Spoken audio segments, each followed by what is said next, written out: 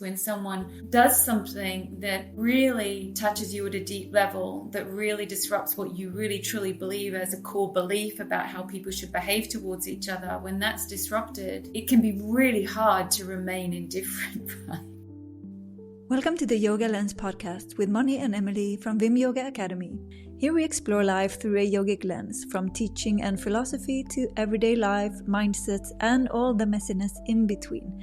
This is yoga on and off the mat and in motion. Welcome back to the Yoga Lens podcast. I'm Emily, and with me I have Moni. Hello. Hello. Hello.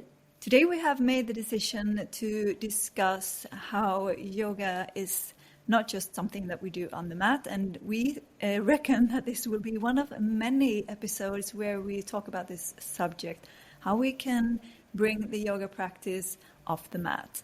And I think it's really interesting to think about the practice of yoga and the practice of asana. So for the people who are not really aware of this lingo, the asana practice is what we do on the mat. It is those physical poses that we take. But the yoga practice is very, very much more than that. Mm-hmm. Yeah. How do you separate those two? Do you make a distinct separation? Okay, so if I think about asana practice and practicing asana, being on the mat is an embodied moving practice where I specifically notice my breath, I notice my sensations, I notice my physical way of being and moving through these incredible geometric shapes which test, shift my physicality, which disrupt my habitual movement, my everyday habitual movement. And yeah, so I would say the shapes that we see, the poses themselves and the transition between one and the other. So that's what I would say asana is. Yeah. Would you agree? Definitely. Yeah. Yeah, I totally agree. And I think it's very interesting to mention and worth mentioning that in the Yoga Sutras, which is the scriptures of the yoga philosophy, it's like the base of the yoga philosophy, written by Patanjali. Maybe he was one person, maybe he was many, several thousands of years ago. But in the Yoga Sutras, they consist out of 195 sutras, but only a very few of them mention any kind of asana practice, any kind of movement. And most of the movement, most of the poses that are mentioned in the sutras, they are poses that will prepare us for meditation. Mm-hmm. Yeah, absolutely. So asana practice itself is actually pretty new. It's something that is from the 1900s. I know that when Yogananda, when he arrived to the US, he was super against like the physical practice. He was like, that is not yoga. So it's a pretty new and modern thing, and that we have added to the yoga practice. But I think it's very, very valuable because that is how we perform yoga today. Most of us, this is what we think about. It is the asana practice, but it's also a pathway to the rest of the practice. Yeah, absolutely. And I think what's really interesting is that as we've gotten to understand how we shift states in the nervous system, is that the nervous system only understands movement, right? Or the movement of the breath. And so what's really incredible about this expansion of the yoga asana is that we're able to really tap into ways of speaking to the nervous system to make these shifts in our consciousness and in our behaviors. When we're moving and we're consistently practicing asana, we get the physical shift and the mindful noticing and awareness of our physicality and our physical state, which speaks to the nervous system, which when we then dive into trying to investigate some of these other elements of the yoga practice in terms of how we think, how we feel, our core beliefs, how we behave, the shifting of the body state helps us to shift into these other elements, which is the larger part of yoga. It's interesting also, one thing that how I open and close my class, I om.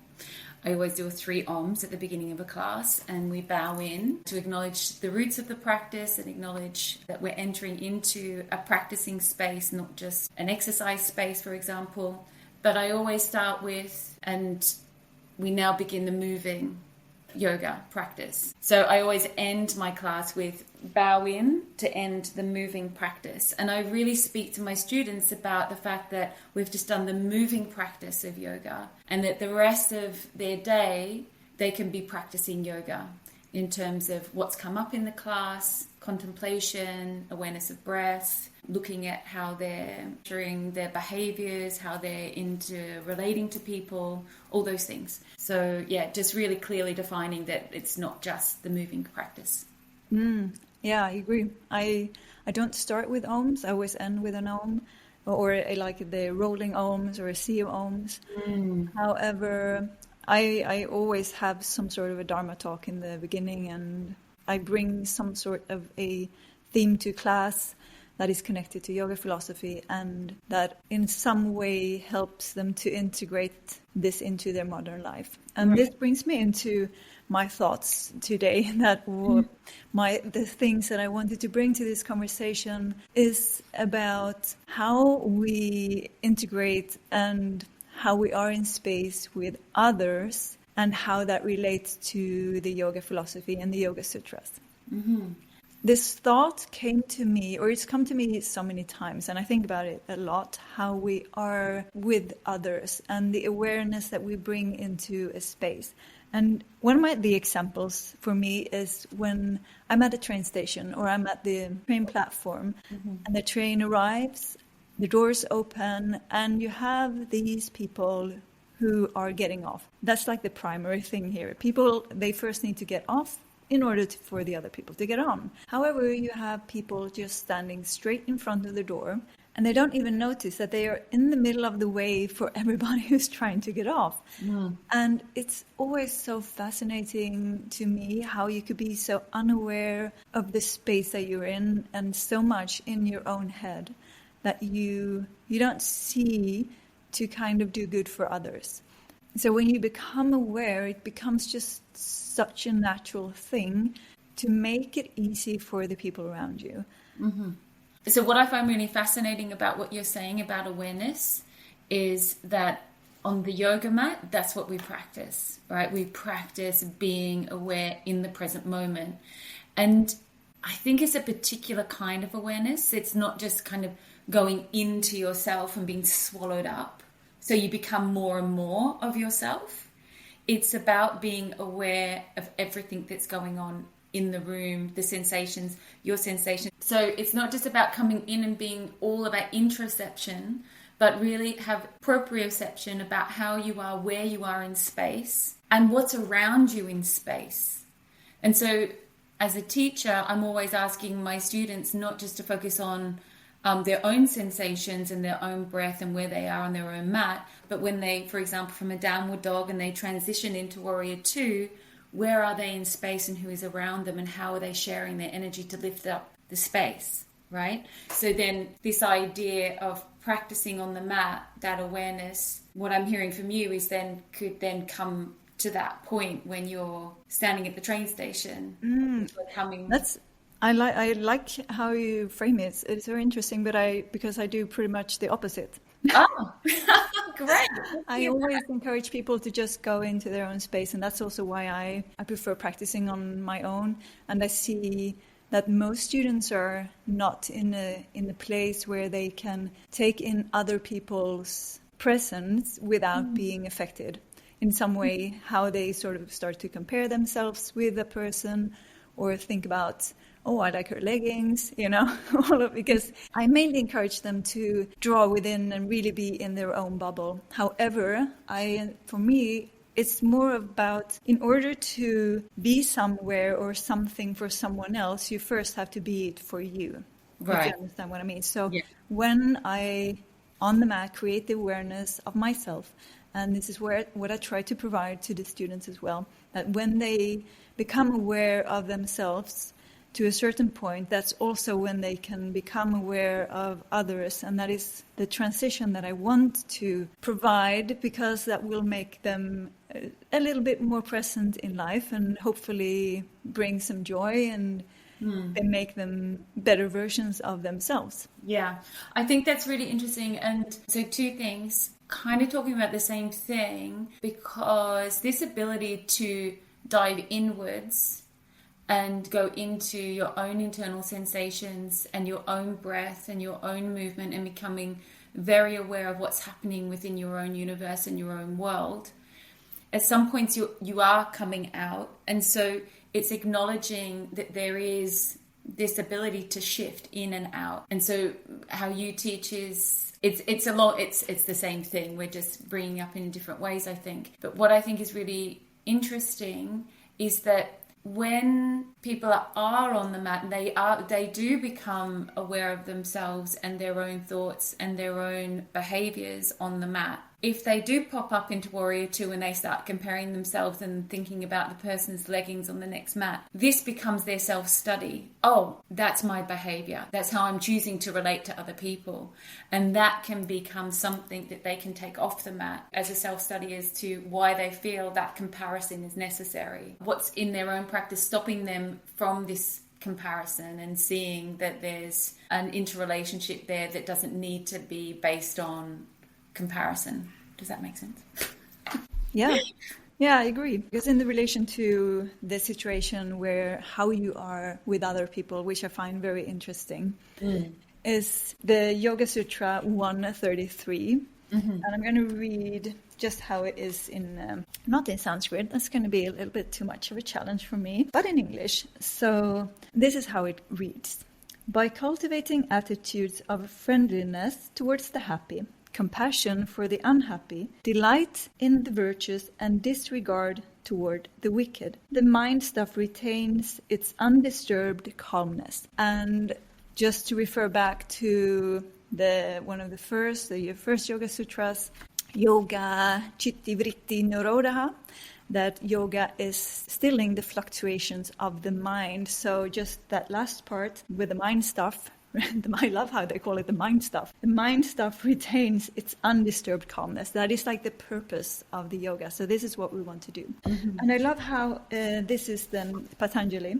He offers like 4 types of people. He offers us the happy people, the unhappy people, the virtuous people, and the wicked. To these 4 groups of people, there are 4 locks. So you can kind of unlock these sorts of people. And I love how simplified it is. I also think that, I try to think that, the kind of saying, be kind always, that's going to solve everything. But I really like how Patanjali put this into a little bit more perspective, because it's, of course, you should always be kind, but there are times when kindness might not be the only way to go, that there are a little bit of a more broadness into how you could approach this. So that is how, when he says, be friendly towards the happy. And that could be translated to, for example, when someone has lots of success. So your neighbor has huge success and you can see them buying great cars. And this is when a lot of people turn into becoming jealous and starting to talk, behind people's back and like, oh, but he did this and this, and his brother knows this person, so that's why they're successful, and so on. And this is the encouragement to be friendly towards the happy people. So I really like how that is framed. And then having compassion for the unhappy people. That is because in the yoga philosophy, we often think like the unhappy people, they have, and this is like in modern life too, if you see people who are unhappy and having a lot of bad luck, it's easy to think that they have done something to deserve it. Not in terms of specific, but they have sort of laid the path to their own destiny. So they are in some way responsible for where they are. Imagine seeing a homeless person. A lot of people would say like, how did you get there? When you had the chance, why didn't you try to get a job? All of these sorts of things. This encourages us to have compassion. Always have compassion for the unhappy people, because that is what they need the most. And you can always reflect that back on yourself. Like when you're unhappy, what is it that you desire the most from other people around you? Of course, you should be friendly too. That's like the kind of overall umbrella of kindness. I think that is just goes without saying. But I like the idea of thinking about, like, a little bit extra about the unhappy people, to have compassion. If I just come away from that and segue a little bit into this idea of kindness, because it's how you frame kindness. So, for example, as a teacher, me being kind isn't always necessarily saying, oh, you're so great, well done, and having this overt extra positivity about everything that they do. Me being kind could be really giving them a truth about how they're practicing. We're developing a teacher, and for them to be the best teacher that they can be, we want to give them some feedback that might not feel kind to them in the moment. It might feel quite sharp, but we're going for the greater end goal of creating a much bigger, grander human person, teacher. And so, this idea of being kind isn't necessarily always about this element of positivity, and that sometimes giving someone a challenge to their personal perspective or how they behave is actually an act of kindness for them to grow in the opposite direction of where they're going, or for them to at least question themselves. You see what I mean? So I think it's really interesting in terms of, it's coming back to how we judge ourselves and how we judge other people and how we think they want to be treated, or how we think they should be treated, when if we come back to what this idea of truth is, and without judgment, that sometimes this kindness can come in at different directions. Does that? Yeah, I agree. But I mean, kindness comes in different shapes and forms. But no matter how harsh your criticism must be, I still think that you have to deliver it with kindness. That is, like, the kindness is the overall umbrella that needs to be in everything in order for me to feel good and in order for me to spread something good. So I definitely agree that kindness can be offering a person a challenge or giving some really difficult criticism, but it's always in the delivery way. How do I deliver it?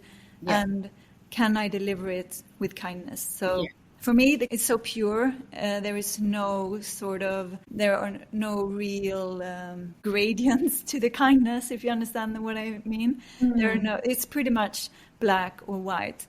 And I try to be kind, and that is always white. I have to deliver something that is difficult, but I really try to make it with kindness. Yeah, with this, it's almost like holding with love. It's like when you're, as a parent, you have to tell your children sometimes to do things that they don't want to do, but you're doing that with an abundance of love. So everything is kind of held by that. That's what you're saying, right? Yeah.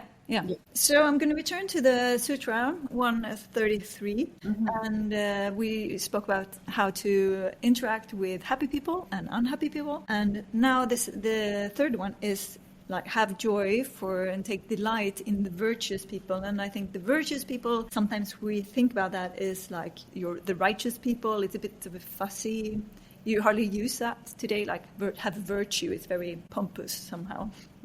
But the way it's put here in the sutras is that it's simply about doing the right thing. It's like the combination of a person's good qualities, integrity, humility, generosity, and the work that they put in for their accomplishments. And this is where we should be aware of. This is Patanjali, how he says that we should be aware, and we should not just dive into saying that, oh my God, you're amazing, and putting them on pedestals and being just bowing and saying, but we should just take delight in them and just enjoy everything that they bring to us. So instead of treating people like gurus, we should take delight in their virtue. I think that is a good idea.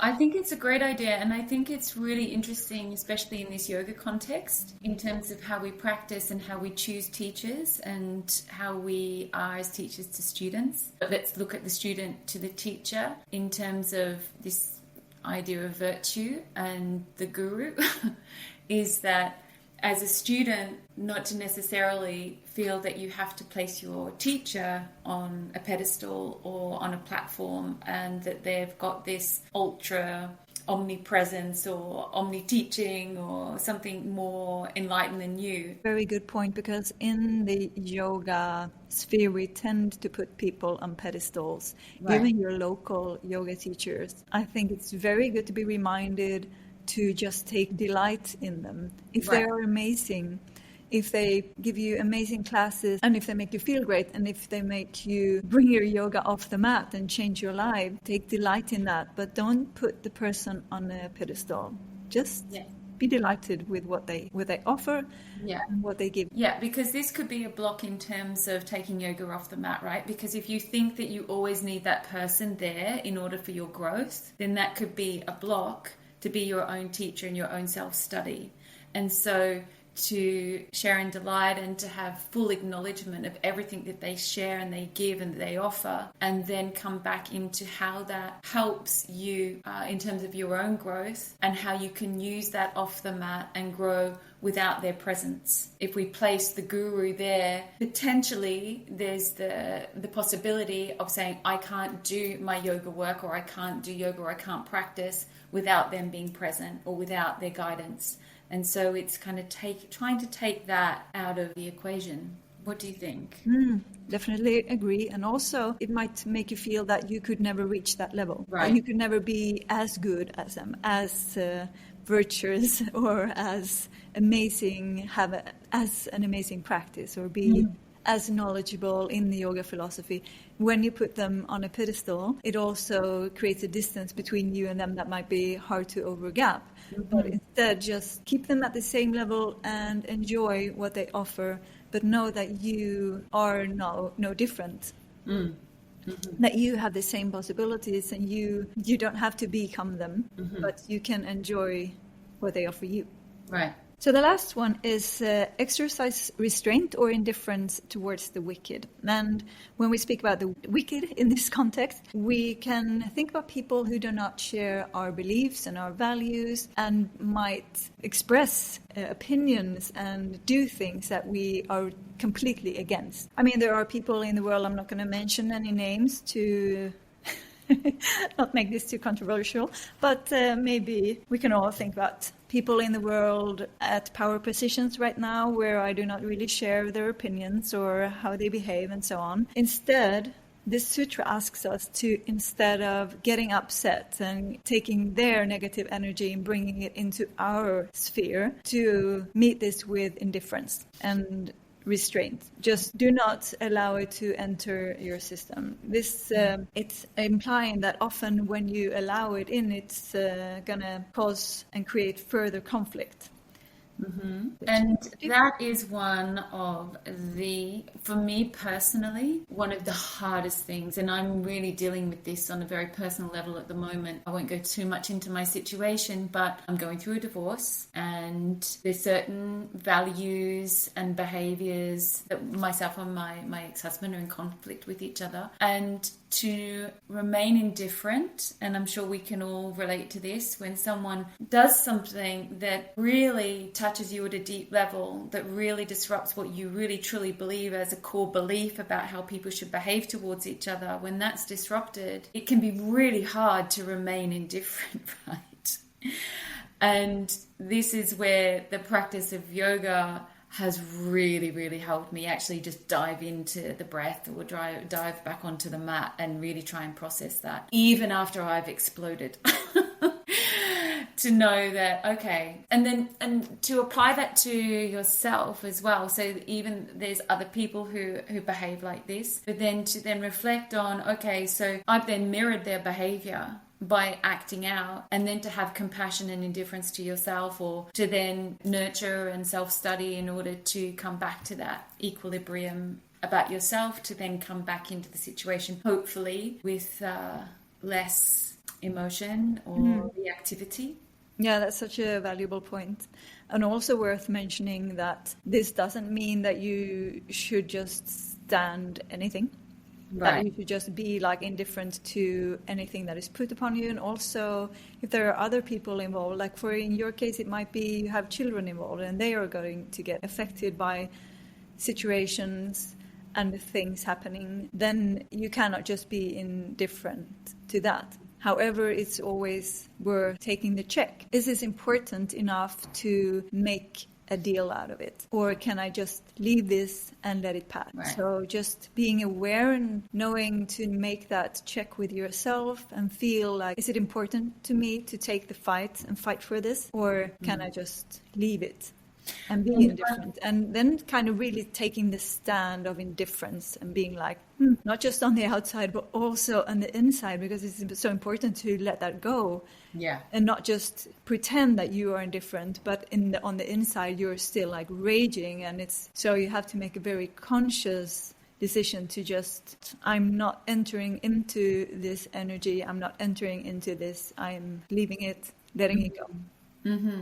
And so I like this idea you say about not being, just allowing everything to then be put upon you. So we've spoken this idea about being a doormat, and this idea, I mean, I've even had people through the years say, well, you're a yoga teacher, shouldn't you just let that go? And when someone has done something that has been very harmful and very hurtful, just to let it go and let it pass is not necessarily the choice either. Is to not allow yourself to be treated in a certain way and be indifferent to that, but to be able to stand up with truth and again with kindness, and stand up and say, well, there's been a boundary that's been passed, a personal boundary that I've set for myself. I've put it out there to the world, and sometimes specifically to people. And when someone's crossed a boundary, is to be really clear that that boundary is being crossed. And just because you're in this yogic world and yogic practice doesn't mean you just allow anything to pass and behaviors to come towards you and just accept everything without saying anything back, speaking your truth. Yeah, I agree. But I also think that it's important to, for yourself, make the difference. Because sometimes it might look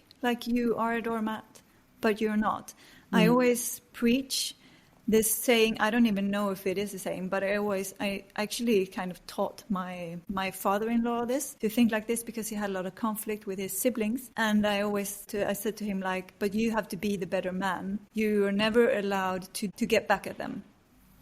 Because when you get back at someone, when you kind of play the revenge card and do the same thing to them as they did to you, you are being equally bad. So you're putting yourself in that same spot. You're being equally an idiot. You just have to be the goose, as you would say in Swedish, and just let it run off you. And know that it doesn't mean that they won. It doesn't mean that you're a doormat, but you are the better man because you chose the kind path. You chose to not go down and be equally stupid and do stupid things. So I think, to me, that is something that I really try to live by, and that I try to evaluate the situations that I'm in. If it's, do I want to go into this fight, or if I do, will that make me equally bad as the person who did something to me? Yeah. So it's been a very interesting and fruitful discussion from just this Yoga Sutra. We have traveled along pathways of kindness, all sorts of things, and it's been really, really nice speaking to you. Do you have any last thoughts you want to add to this? Some perspectives that you want to share? I think this is just, we're skating the surface of very deep concepts, and it's going to be worth revisiting some of these and going deeper, digging deeper. And what I'm really interested in here is this linking between the yoga on the mat and off the mat, how we continually come back and use everything within our day, within our interrelations, within our actions as a pathway of self-study to grow, that everything becomes a measure for growth. Everything becomes a situation, whether good or bad, something to shift and to move forward. And so I'm really looking forward to coming back into this and picking up on another point. I think that was beautifully wrapped up, returning back to that off the mat kind of concept, and how awareness on the mat can help you find a lot more awareness off the mat, and how that is the full purpose of the practice. Great. Thank you. Great. I love speaking to you. And I love speaking to you. So much fun. Love the conversations. And we will see you again in 2 weeks. Great. Thank you. Bye-bye. Thank you. Bye. Thank you for listening to the Yoga Lens podcast with Emily and Moni from Vim Yoga Academy.